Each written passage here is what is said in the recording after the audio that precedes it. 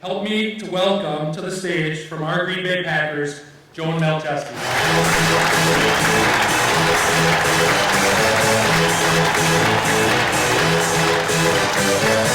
Thanks for coming, and I'm the last leg of this tour, so hold on to your seats. It'll go pretty quick. I'm going to start with a couple things. One is just by the numbers. 3.4 million, that's the number of Facebook followers we have. Let's see, 443,000, that's the number of Twitter followers we have. But really, it's about one thing. And the one thing that I want you to take away today is how we innovate our messages with our audience. So I'm going to give you 3 quick examples today. And really, the first one is happened in October. The next one happened a month ago. And then the last example is going to be something a little bit more what if, a little bit forward-looking. And when we talk about innovation, I think that's what we need to think about, is a little bit forward-looking. So the first example I have is from October 7th last year, and we were at Lucas Oil Stadium playing the Colts.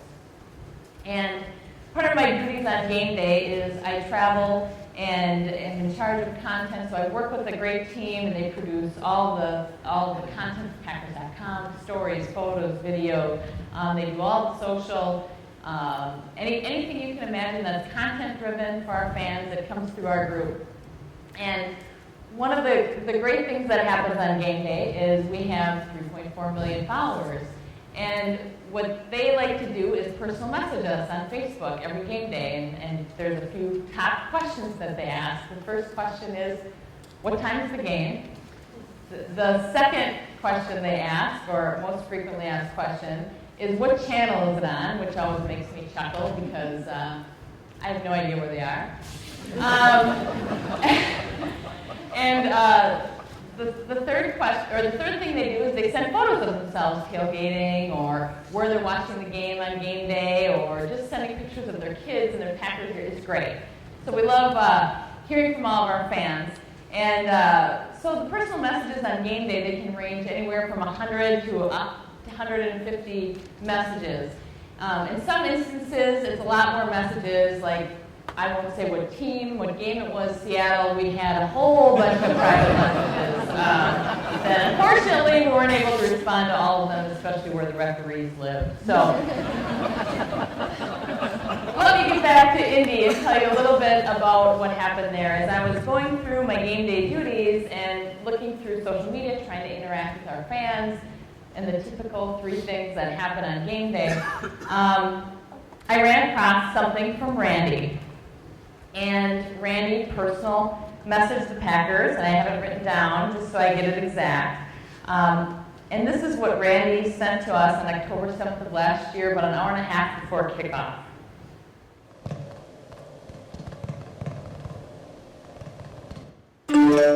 Welcome to Indy. I'm here too. I said, okay, this is interesting. I don't know who Randy is, but you know what? He's friends with us.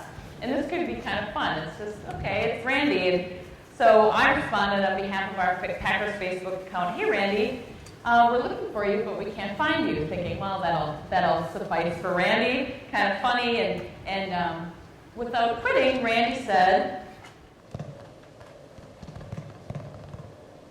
I'm on the visitor's side, in section 310, in a Nelson jersey with a cheesehead topper. Go, Pack, go!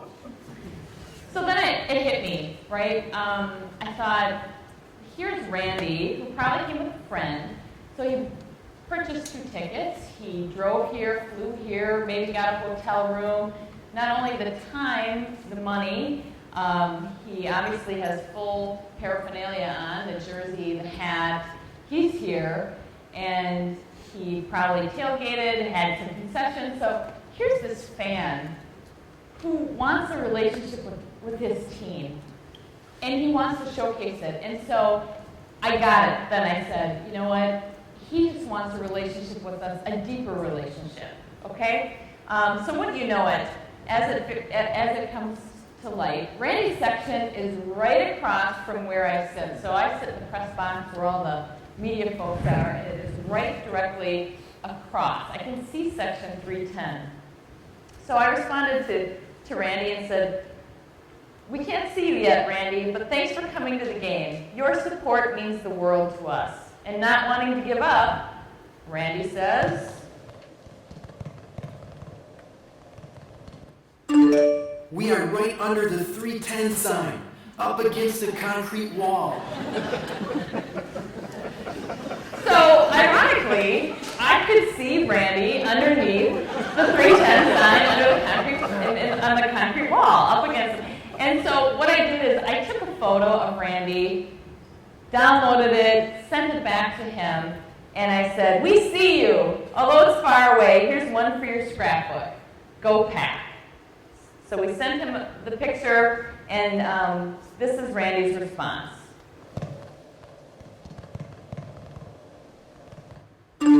"That's awesome. Thanks. People don't understand why we're Packers fans, and this is why. No other team would do this, ever."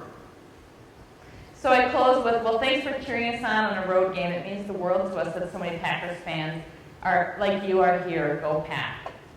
So I think the lesson is everybody wants to feel special, right? So whether you're a business, you're a chiropractor, or you're a salon owner, or you're selling paper, or you're selling heavy-duty military vehicles, the reality is everybody wants to feel special. Have you ever, for example, you walk into a salon and they say, "Welcome, Sandy. It's great to see you. Are you here for your color today?"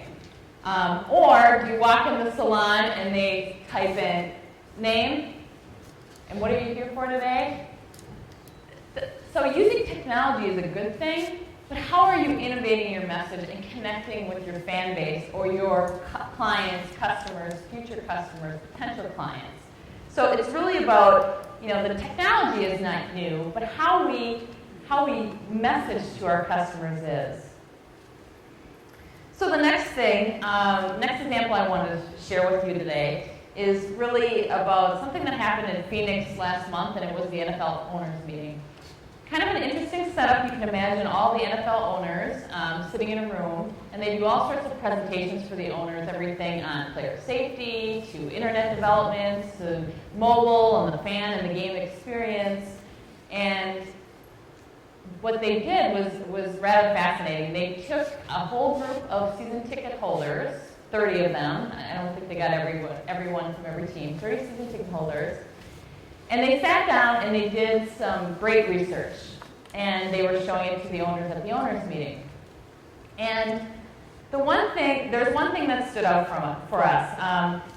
They talked first about all of the pros of being a season ticket holder. So it'd be all the things that you imagine. They said things like, "Boy, I like that live game energy," or "Boy, it really is something seeing the players in person," or "I love tailgating and I can't wait to spend it with my son, the afternoon with my son." So all these great things, all these emotional things, right? All the things that they affiliate fandom with. I want to be associated and part of this group. I want to be a part of this.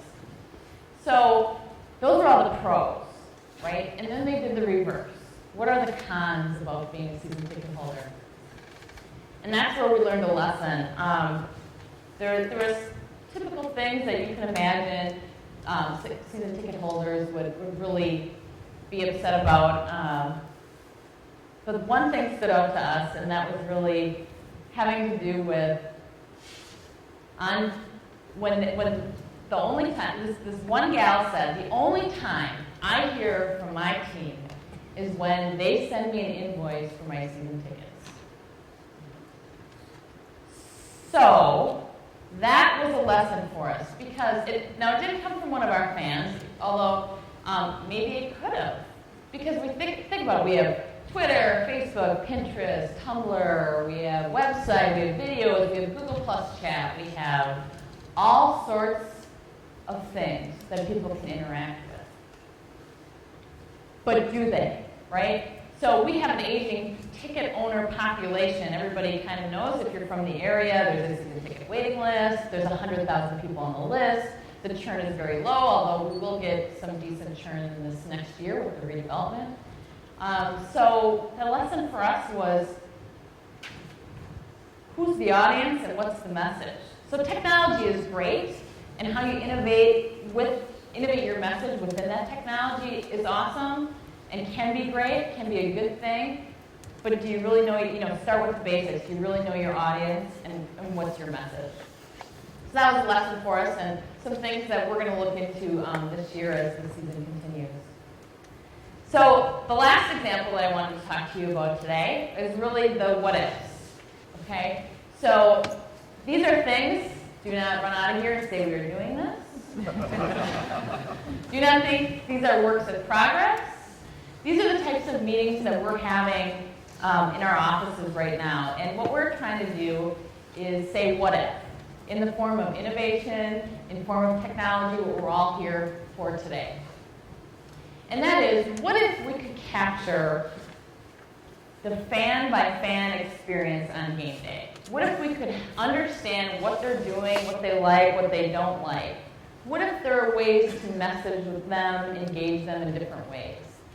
So imagine, if you will, you come to the game and let's say you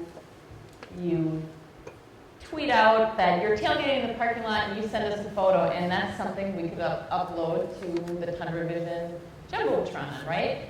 So taking a relationship and advancing it through technology. What if when you were heading towards the stadium and it's game time, you scanned your ticket into the phone and we knew that you were headed towards an east gate and we knew the wait time on that gate was 14 minutes. But we knew at a north gate that the wait was 3 minutes. What if there was a way we could tell you, hey, we know where you're sitting, here's the deal, there's this, but you could go here. Taking it, technology and innovation and messaging to your fans. What if once they got into the stadium, we could continue to understand their social experiences, and we can find out that Section 123 is out of brats. Yeah, major catastrophe. But we could understand that like this, instead of it being radioed, and then, so we could understand everything instantaneously. What if you were in Section 126 and we could offer you a free sample of a new Coke product? Just for that section, just in those areas around you. Again, how can we make it a great user experience? And this is my favorite example out of the what ifs. Again, these are all what ifs. But what if you and your friend, let's say you're from Cleveland and lifelong Packer fans, and you come up and drive to Lambeau Field for the day, and just doing your bucket list thing, this is it. And so you come to the gate, you're check into Lambeau Field, you're tweeting about what's going on, what's happening, you're sitting down, you get in there right before the national anthem starts, you're squared away, you're all set for kickoff, you're all set for that great music intro, the touchdown music and the claymation music. And all of a sudden the guy behind you dumps 2 beers down your neck. So what if we were able to understand on a fan-by-fan basis what the user experience is? What if we would be able to see your tweet and it said something like, game ruined, the guy behind me just dumped 2 beers down my neck? What if it was, not warm enough where, you could go in a short sleeve shirt, but not cold enough where you'd be in a winter parka, which we still always wear in spring these days. But what if we were able to go to your seat row section and hand you a sweatshirt and say, we know what happened to you here, have a great game day, thank you from the Packers, and walk away? What if we were able to intercept the 125 pieces of missing things as the lost and found every game that the Green Bay Packers, mittens always being number one, never can quite find that pair, phones, license, earrings, we find all sorts of things. She says, not really, people take those. But what if we were able to reunite people faster, make it a better game day experience? So the question, and what I'm going to leave you with today is a couple things, and it's really about that one point, is how are you using technology to innovate your relationships with your current customers, and how are you using it with your future customers, and what are your what-ifs? And with that, I say thank you, and go Pack.